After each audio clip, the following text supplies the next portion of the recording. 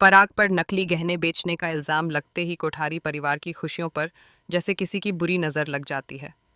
अभी कुछ देर पहले तक घर में जश्न का माहौल था। एग्जीबिशन की सफलता ने सबके चेहरों पर मुस्कान ला दी थी। नए ऑर्डर्स, नए क्लाइंट्स और बिजनेस को नई ऊंचाइयों पर ले जाने की बातें हो रही थीं। पराग गर्व से भरा हुआ था, क्योंकि उसने सालों की मेहनत से जो नाम कमाया था वह आज और मजबूत होता दिख रहा था। लेकिन किस्मत को शायद कुछ और ही मंजूर था। अग्रवाल की एंट्री सब कुछ बदल देती है। वह गुस्से और तंज भरे लहजे में सबके सामने पराग पर आरोप लगाते हैं कि उन्हें जो ज्वेलरी दी गई उसमें कुछ डायमंड और मोती नकली निकले। यह सुनते ही माहौल एकदम से ठंडा पड़ जाता है। सभी के चेहरों का रंग उड़ जाता है। पराग को जैसे यकीन ही नहीं होता कि कोई उस पर ऐसा आरोप लगा सकता है। उसकी आंखों में हैरानी, दुख और अपमान साफ झलकने लगता है।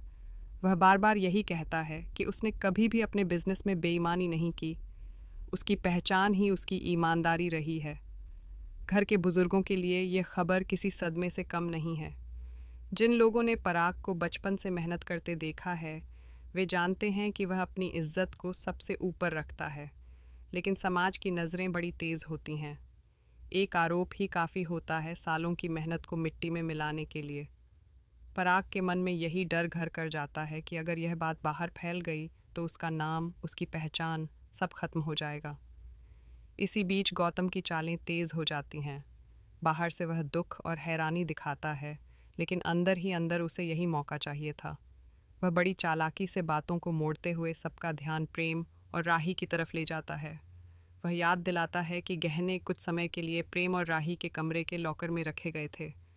वह सवाल उठाता है कि आखिर उस दौरान क्या हुआ था। उसकी बातों में शक का जहर घुला हुआ है, जो धीरे धीरे घर वालों के मन में उतरने लगता है। प्रेम और राही खुद हैरान हैं। उन्हें समझ ही नहीं आता कि यह सब कैसे हो गया।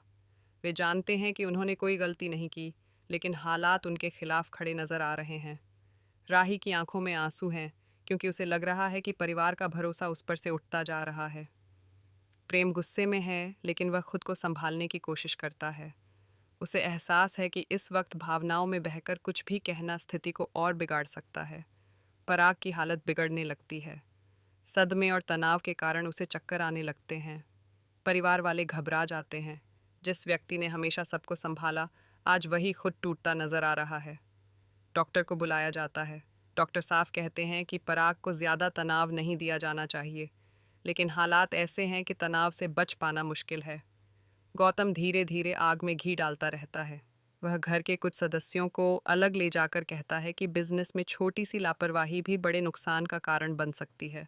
वह इशारों इशारों में प्रेम की नाकाबिलियत पर सवाल उठाता है। कुछ लोग उसकी बातों में आने लगते हैं।